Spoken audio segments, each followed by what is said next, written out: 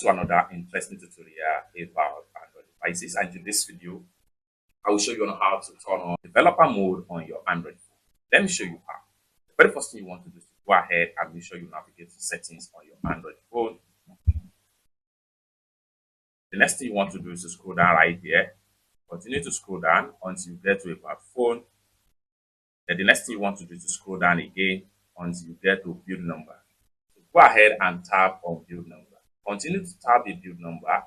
Continue to tap. Continue to tap.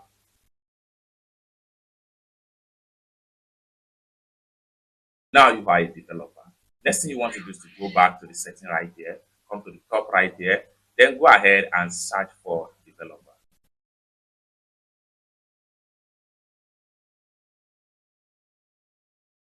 Hit on search.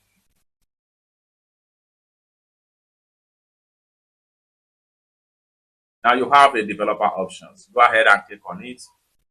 And here you go. It's that simple. For more tutorial tips and tricks on how best to use your Android device, consider to subscribe. Thank you so much for watching, and I hope to see you in my next video. Bye for now.